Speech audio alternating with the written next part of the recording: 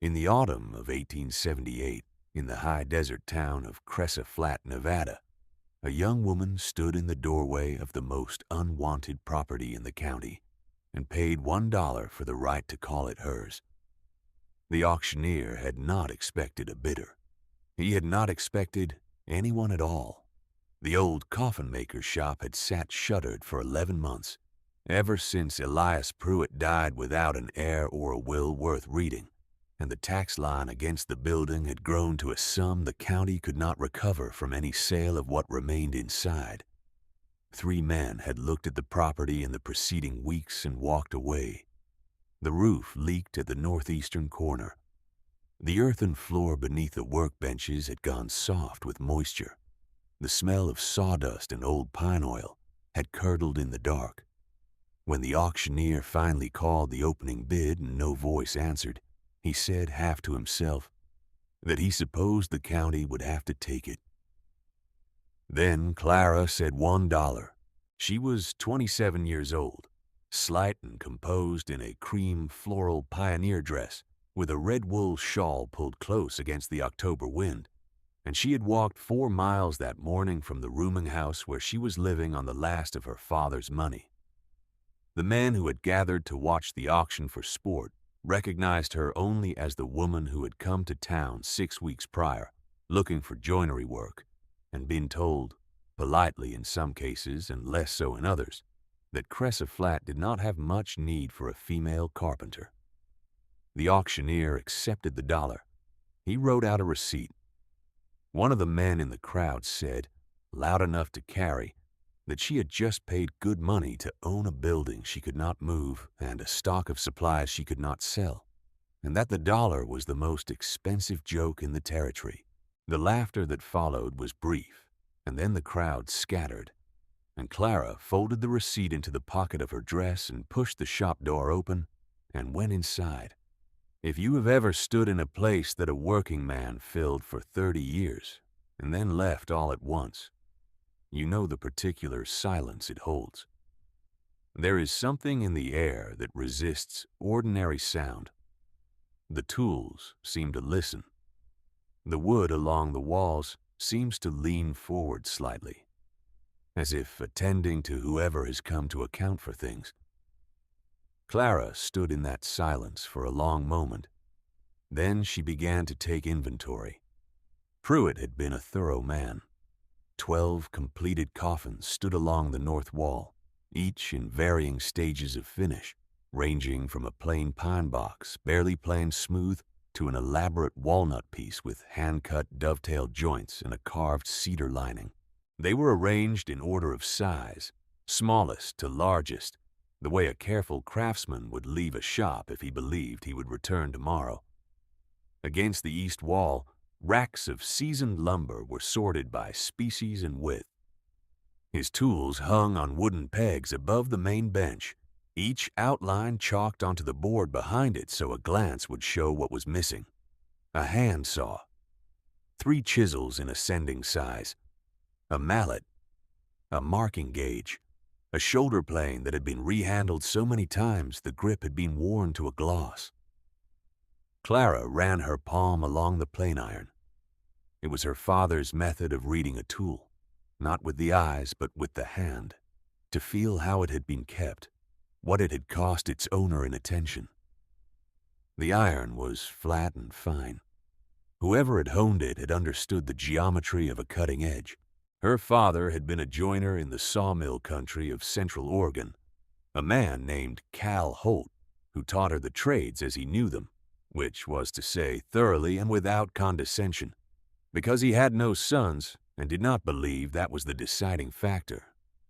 She had grown up with the smell of shavings in her hair and the feel of a square in her hands, learning first to sharpen before she learned to cut, which is the correct order and which many people never discover. Cal had a saying about sharpening that she had heard perhaps 1,000 times. A dull edge is not merely slower than a sharp one, he said. It is wrong in a different way, because it forces rather than leads, and anything that is forced leaves marks. She had understood it first as a statement about tools. By the time he died, she had understood it as something more. He died in the spring of 1876 of a lung sickness that had been building for years, the kind that takes its time and announces itself in small degrees, so that when the final accounting arrives, it seems both sudden and inevitable. He had been careful with what he left. The tools were cleaned and wrapped, the debts were settled, the small sum he had saved was in a bank draft in an envelope with her name written on it in his level hand.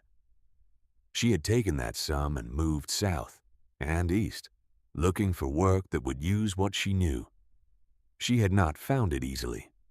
Women who carried planes and knew how to use them were a specific kind of problem for employers who prided themselves on having seen everything. Cressa Flat was the end of that particular road. The dollar she had paid for the auction receipt was nearly the last money she had. The Coffin shop was cold and soft-floored and smelled of mildew, and it was hers. She went to work that first afternoon pulling up the damaged floorboards at the northeast corner, where the roof drip had pooled for most of a year. The work required a pry bar and patience.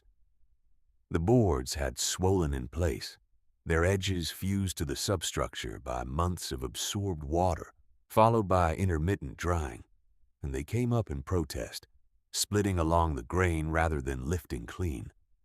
She worked them free one by one, a slow and splintered process, and stacked the pieces outside the rear door for splitting into kindling.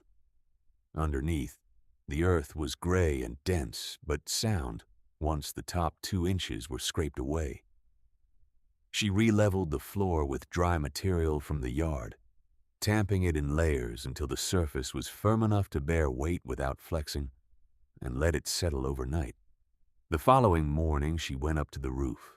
The cedar shakes she found bundled in the storage lean-to were dry and true, better quality than the original roofing, which had been put down in a hurry by someone who had not allowed for the freeze-thaw movement of the ridgeboard. She pulled the rotted section clear in 2 hours and relaid it course by course, overlapping each row correctly and driving the nails at an angle so they would hold against the wind. The work was cold. October at that altitude had a particular authority about temperature, and the ridge was exposed on 3 sides to a wind that came down from the mountains carrying the smell of snow it had not yet committed to dropping. She wore the red shawl over her work clothes and felt it earn its keep. It took 3 days of steady effort to bring the building to a state where she could open the windows and let the air move without it making the situation worse. On the evening of the 3rd day, she lit the stove for the first time and sat on the edge of the main workbench while the shop warmed and the smell of mildew retreated before the heat and the wood smoke. The tools on the pegboard caught the stove's light and threw small shadows.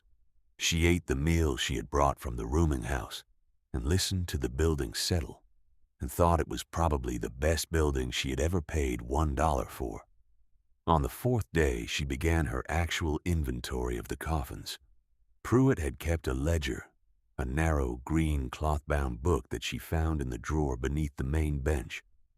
It listed each completed piece by a number, with notes on the wood, the hardware, the dimensions, and the name of whoever had commissioned it. The entries were precise and habitual, the record of a man who kept accounts the way he kept his tools, not for show but because disorder had a cost he preferred not to pay. The entries covered ordinary work, a pine box for a miner, a cottonwood piece for a ranch hand, 2 small coffins for children that she read past quickly and did not dwell on.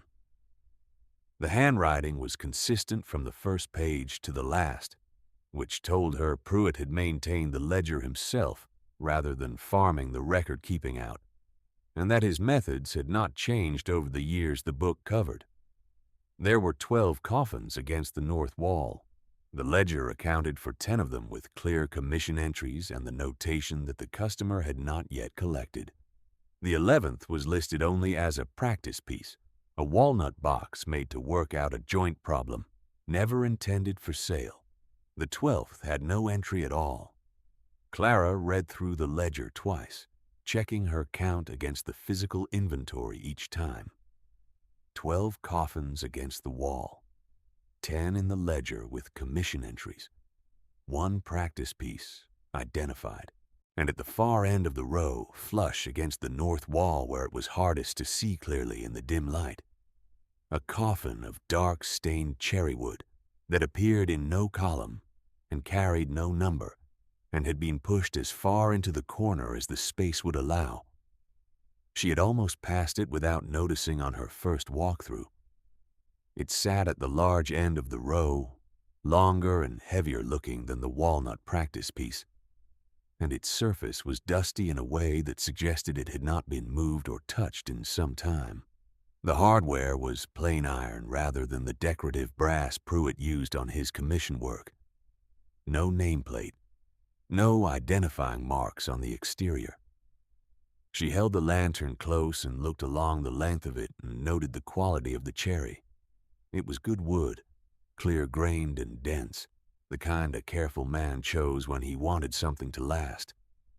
She set the ledger on the bench and crossed to it, when she placed both hands on the near end and pushed, testing whether it would slide easily along the floor. It did not move. She pushed again, leaning into it. The coffin shifted perhaps 2 inches and stopped. The weight of it was wrong. This was not the resistance of a heavy piece of furniture stuck on a soft floor, but the unmistakable resistance of something that had mass inside it. She straightened and looked at the lid. It was sealed with cut nails driven flush along the perimeter, not the usual wood screws of a practice piece. Someone had nailed it shut.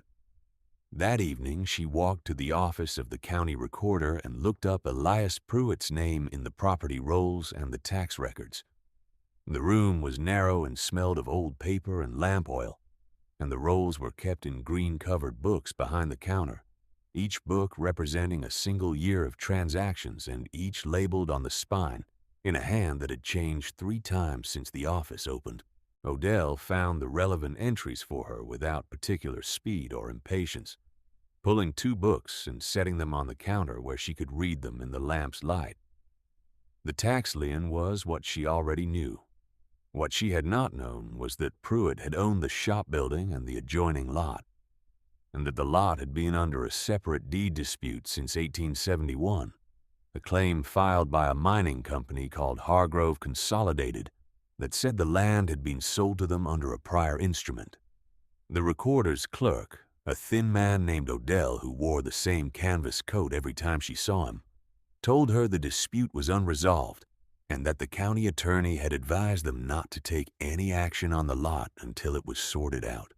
He said this the way people say things they have been saying for 7 years and expect to say for 7 more. There is something worth noting here about what a mining company's land claim looks like in a county recorder's office in 1878. It does not look like theft. It looks like paperwork. It has a filing date and a reference number, and it sits in the green-covered book alongside legitimate instruments with no mark to distinguish it, because the corruption was in the substance, not in the form. The form was correct.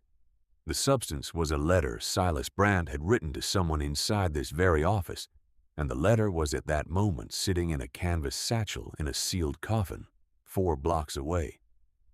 Clara asked Odell who at Hargrove Consolidated had filed the original instrument. Odell looked at her over his glasses. He said the name was Silas Brandt, who had been the company's land agent in the territory since the early 1870s. And who still had offices in the county. She thanked him and went back to the shop. The next morning, she took a pry bar from the rack and removed the lid of the cherry coffin. The inside was not empty. It held 3 things. The first was a canvas satchel, dry and pale with age, packed tightly enough that it had not shifted during Pruitt's time in the shop. The second was a layer of cedar shavings, the kind used to protect finished wood from pests and moisture during storage. The third, visible once she lifted the satchel out and set it on the bench, was a sheaf of papers folded into a leather wrapper and tied with linen cord that had faded from brown to cream. She untied the cord and opened the wrapper. The papers were a deed, a survey, and a series of letters. The deed was dated August of 1871 and bore the signature of a man named Thomas Arroway as grantor, conveying the lot beside the coffin shop to one Elias Pruitt for the sum of $42, paid in full, signed before a notary whose seal was still clear and clean in the lower right corner. She read it through once to understand the language and then again to understand the specific boundaries described, comparing it against what she knew of the property from the auction documentation.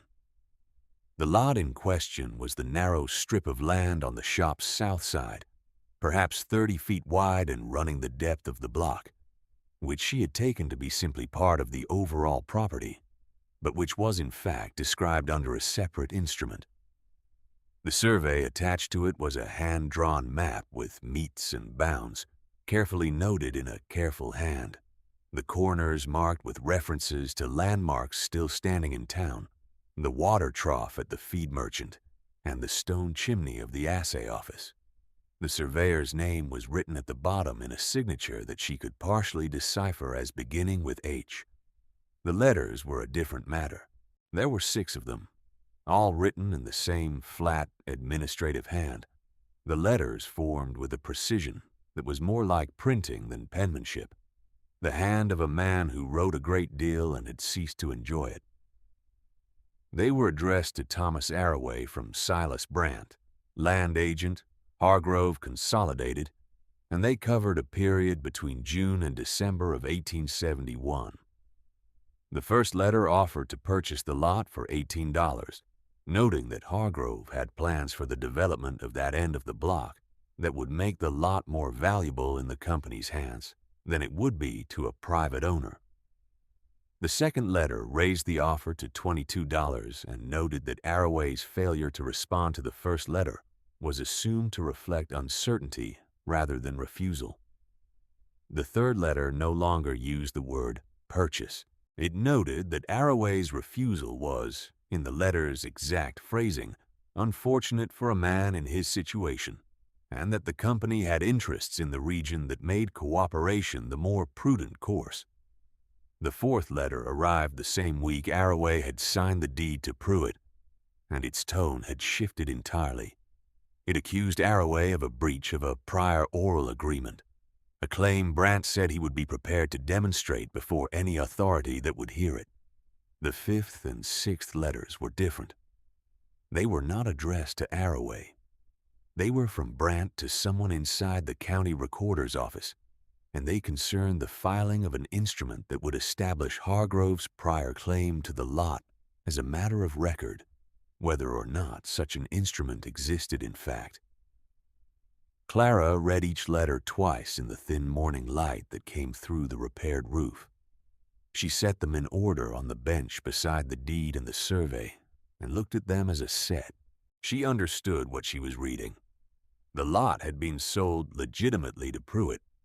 The company had then manufactured a competing claim from nothing, filed it with a compliant recorder, and allowed the dispute to sit unresolved for 7 years because an unresolved dispute was nearly as good as a clear title when the other party was a dead coffin maker with no heirs and no one to press his case. Pruitt had known. He had gathered the evidence and sealed it where only someone who owned the shop and had cause to count the coffins carefully would ever find it. He had not known what to do with it, or had not lived long enough to act, or had weighed the cost of moving against a mining company and decided the better strategy was to preserve the proof and wait for someone else to pick it up. She set the papers on the bench and sat with them for a time. There is a kind of stillness that arrives when you understand a problem completely and have not yet decided what to do about it. It is not peace, and it is not fear. It is something more like the moment before. A plane contacts the wood, the tool in position, the motion not yet made, the outcome visible to someone who knows what they are doing. Clara knew what she was doing. The canvas satchel from inside the coffin held $42 in coin. That was the exact purchase price noted in Arroway's deed to Pruitt, apparently returned by Pruitt to the cash for reasons she could only guess at. She counted the coins on the bench and set them aside. She spent the rest of that morning making precise copies of the 3 deeds and the 6 letters in her own careful hand, noting at the top of each copy the date and her own name as transcriber. She placed the originals back in the leather wrapper and retied the linen cord. She placed the copies in a second wrapper she cut from a piece of canvas left in the storage lean-to. That afternoon, she walked to find the county attorney.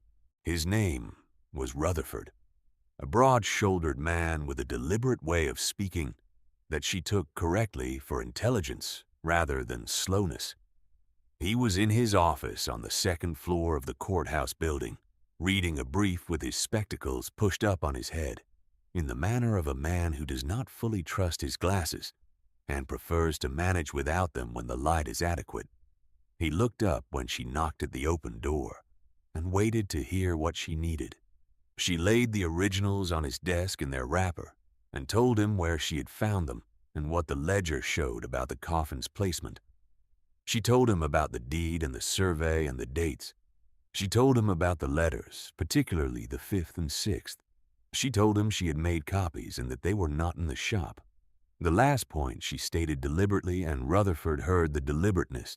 He looked at her for a moment over the papers. He read the papers in silence, which took a while. He read the deed first, then the survey, then the letters in order. When he reached the 5th and 6th letters, he read each one twice, replacing it on the desk with care before picking up the next. When he finished, he removed his spectacles from his head and set them on the desk. He said that the last 2 letters were a matter for the circuit court and possibly for the territorial attorney as well, since what they described was not merely a false claim, but the corruption of a public record. Clara said she understood that, and that she was prepared to submit the originals as evidence whenever the proper process required them, and that in the meantime, she would like the county to acknowledge the Arroway to Pruitt deed as the governing instrument on the lot, since the competing instrument, by Brandt's own written admission, did not reflect any actual transaction. Rutherford looked at her for a moment longer. He said she had read the situation accurately. He asked how she had come to own the shop. She told him. He listened to the full account, including the dollar and the auction and the auctioneer's remarks about the crowd's laughter, without interrupting. He was quiet for a moment longer. Then he said that she had paid $1 for what appeared to be the most consequential piece of real property in the county tax rolls, and that he meant that as a plain statement of fact, rather than anything else. Clara said she would prefer to discuss the lot situation first and leave the valuation conversation to another time. Rutherford said that seemed sensible, and they returned to the papers. The process that followed was not swift. These things never are, and anyone who tells you otherwise has not spent time in county offices or circuit courts. The letters were copied by the recorder's staff under Rutherford's direction, each copy certified, and the originals kept under seal in the courthouse safe. The circuit court judge did not come through the territory until December, 6 weeks after Clara first laid the papers on Rutherford's desk, and the examination of the documents took 2 sessions before the judge was satisfied that the 5th and 6th letters were what they appeared to be and had been preserved in a condition that excluded tampering. He examined the notary seal on the deed under a glass and declared it genuine. He made a notation in his record about the handwriting on the letters. The papers were forwarded to the territorial attorney in Carson City, along with a sworn statement from Clara and a separate one from Odell, the recorder's clerk, who had not been the clerk who processed the original false instrument, but who knew enough of the office's history to fill in several gaps. He was a meticulous man, and his statement was long and specific, more useful than three witnesses who had merely watched the thing done. Silas Brandt was not confronted in any dramatic fashion. He received a letter in January informing him that the company's claim to the lot had been struck from the record as fraudulently entered and that certain correspondence bearing his name had been forwarded to the territorial authority. By the time the formal order arrived, Brandt had already left Cressa Flat. Hargrove Consolidated settled the matter by consent rather than by contest, which is the choice of companies that know a thing is lost and prefer to lose it quietly rather than loudly. The lot became Clara's in February of 1879, added to the property she already held by virtue of her $1 deed. She spent that winter working. The Coffin shop was dry now, and the floor had settled solid, and she had cleared the damaged lumber and restocked the racks with new material, bought on credit against the property. Credit she had obtained from the lumber merchant by presenting him with the auction deed and the copy of a hotel commission she had signed in late November. She did not stay in the coffin trade, which would have required her to develop a clientele in a town still deciding how it felt about her, and which in any case was not her craft. What she knew was joinery, the making of fitted things, furniture and casework, and the fine interior woodwork that houses require when they are built to last. Cressa Flat was growing and buildings were going up on both sides of the main street, and the builders had been bringing in Finnish carpenters from 30 miles off, because there was no one local who could do the work. There was one now. The first commission came from the feed merchant, who needed shelving along 2 walls of his new storeroom, and had heard from the recorder's clerk, who had heard it from Rutherford, something of what had happened in the coffin shop. He came to the door in late November and looked at the work she was doing at the bench and asked what she would charge for 40 feet of fixed pine shelving with a planed face and a square-cut nosing. She quoted him a fair price. He accepted it. The work took 3 days, and she was paid on completion, and it was the first money she had earned since arriving in Nevada that came from her hands rather than her father's savings. There was a woman in town named Leora, who ran the boarding house where Clara had first stayed and who had treated her from the first week with the straightforward decency of someone who had not decided in advance what another person was capable of. Leora was a compact, direct woman in her 40s who had been in Cressa Flat since its founding days and who kept a mental map of every resident's needs and capabilities and debts with the same quiet efficiency that Clara kept her toolboard. She came to the shop one evening in December with a pot of soup and the news that the hardware merchant had inquired about getting his counter rebuilt before spring and that the schoolhouse needed its window frames replaced before the cold became truly serious. She said this in the tone of a person reporting practical information, not doing a favor, and Clara accepted it in the same spirit and offered her tea from the pot on the stove. They sat for a while in the warm shop with the wind moving outside and the stove ticking as the metal expanded. Leora looked at the tools on the board and the work in progress at the bench and the cherry wood panel leaning against the rear wall. She asked about the cherry. Clara told her. Leora was quiet for a moment and then said that Pruitt had been a careful man and that she was glad the evidence had not rotted.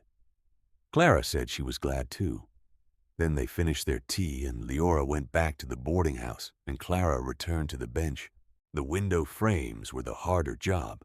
The schoolhouse was an old building that had settled unevenly over its 15 years in that ground, the foundations having shifted slightly to the south under the weight of the soil's freeze and thaw cycle, and the rough openings were no longer square as a result, which meant each frame had to be cut to a slightly different geometry and shimmed to fit the wall without gaps at the corners.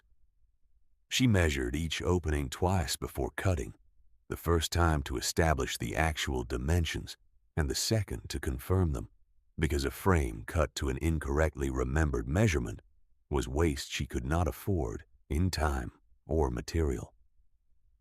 The wood she used was clear pine from the restocked racks, straight-grained and dry enough to work without the risk of checking after installation.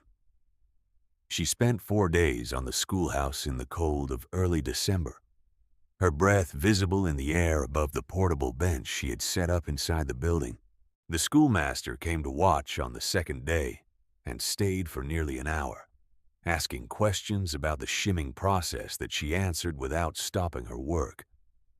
He was a practical man and asked practical questions, and when he left, he said he was glad someone in town finally knew how to do this correctly. He said it without additional emphasis as a statement of fact, which was the only way she wanted it said. By February, when the lot deed came through, she had 4 more commissions lined up and had been asked by the builder putting up the new hotel on the east end of town whether she could supply the interior door casings for 12 rooms. She said she could. They negotiated the price and timeline at the builder's table with the architectural drawings spread between them, and she made notes on a scrap of paper as the specifications were agreed, and they shook hands on it when the terms were settled. She went back to the shop and began calculating board feet. The hotel casings were the largest single job she had taken. 12 rooms, each with 2 door openings and 1 window. The casings to be made in a 3-piece profile that the builder had sketched in the drawings, comprising a flat backband, a cove cut, and a faceboard with a slight bevel at the reveal edge. She worked the profile out on the bench first, milling a test set for the dimensions of a single door opening and testing the fit in a temporary frame she built in the shop. The fit was clean. She adjusted the cove cutter by a 1/16 of an inch on the second pass, and the profile was right. The wall plane on the front face of the completed test casing was smooth enough that the hand found nothing to catch. Her father had taught her to always build a test piece before committing to a full production run. The lesson was not about doubting one's own competence. It was about respecting the material and the tolerances involved, because the wood you were about to cut had not yet agreed to cooperate, and the test piece was the negotiation. The men who had laughed at the auction in October did not apologize, and she did not expect them to. Cressa Flat was not a town that made public theater of its own reversals, and Clara would not have wanted it to. What happened instead was simpler and in some ways more useful. People stopped deciding in advance what she was capable of and started asking what she charged, which is the more practical form of acknowledgement and the one that pays the supply account at the lumber merchant. The auctioneer who had accepted her dollar passed her on the street in March and nodded. He did not stop or speak. The nod was not a generous gesture. It was a calibration, the way a measuring instrument adjusts to account for a factor it had not initially included. She accepted it in the same spirit and walked on. The hardware merchant came to discuss his counter rebuild in late February. He was a laconic man who specified his requirements in few words and looked at her materials and her bench with the eye of someone who had bought enough tools over the years to know the difference between a shop in order and a shop that was pretending. He looked for a while without comment. Then he asked about her dovetail work, specifically whether she could hand-cut them rather than jig-cut them, because he had seen jig-cut dovetails and didn't think they held as well under the weight of a counter used daily by a man leaning on it. She showed him the sample joint she kept on the bench for this purpose, a corner cut from a piece of scrap walnut with 4 dovetails sawed and chiseled by hand, the fit dry and without gaps. He picked it up and tried to rack it and set it back down without additional comment. He asked what she would charge for the full counter. She told him. He agreed. That was Cressa Flat's manner of doing things, and it suited her well enough. In the spring, she repaired the north wall of the shop, where a section of siding had sprung loose from its nailer during the winter's hardest freeze, and rehung the tool pegs in the arrangement her father had favored, which was organized by task rather than by size. The idea was that a person working at a specific task would always reach for tools in a logical order, and the board should reflect that order rather than forcing the hand to scan. The shoulder plane went at the center of the board, where it was easiest to reach, because the shoulder plane was the finisher, the last tool in nearly every sequence, and the last tool should never require a reach. Around it, in the chalked outlines she drew fresh on a new board of pine, rather than following Pruitt's arrangement, went the tools she used daily, and at the edges the tools she used less often but kept sharp. She chalked the outline of each one before she hung it, drawing the shape in soft carpenter's chalk, so the absence of any tool would be visible at a glance. It was the same method her father had used, and its purpose was the same. A glance would show what was missing, and what was missing would tell you what was being used, and what was being used was the measure of the work. Thomas Arroway's heirs, a niece in Sacramento and a nephew in Salt Lake City, were located by Rutherford through a combination of the deed records and a letter he sent to the territorial authority, which had a registry of next of kin addresses compiled from probate filings. It took 6 weeks to reach them and another 2 weeks to receive replies. They wrote back to say they had no interest in the lot itself, since it was small and remote, and they had never heard of it, and that they were grateful the record had been corrected, which was all they said, and perhaps all there was to say. Clara wrote them both a brief letter, acknowledging what their uncle had done in gathering the evidence and sealing it as he had, and that it had served its purpose after 7 years of waiting. The niece wrote back a single paragraph, thanking her and saying that Thomas had always believed in keeping a thorough record of things, and that she was glad to know the habit had been of use. The nephew did not reply, which told her something about the difference between him and his uncle. The cherry coffin itself was broken down for its lumber in April. The cherry was clear-grained and sound, better material than Pruitt had used for most of his commission work, and Clara resawed it into panels for a cabinet job that required a close-figuring wood. She kept the lid separate, a single board of exceptional figure, and leaned it against the rear wall of the shop where she could see it from the main bench. She did not have a specific use in mind. She was in no hurry. The 10 commission coffins were collected one by one over the following months, as word spread that the shop had new management, and that its new owner was willing to complete what had been ordered if the customer supplied the final measurements.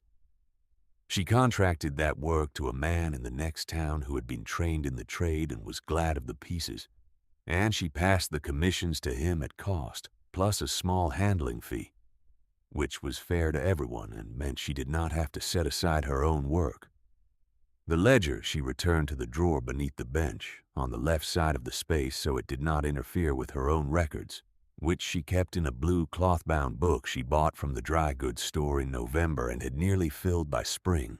On an evening in late April, she stood at the door of the shop in the last of the day's light, looking at the main street of Cresciflat, and at the new hotel going up at the eastern end, and at the feed merchant's store with its new shelves, and at the schoolhouse with its repaired window frames, and she thought of her father, who had believed that a person who knew how to work with the grain of a thing rather than against it would find a way through most situations eventually.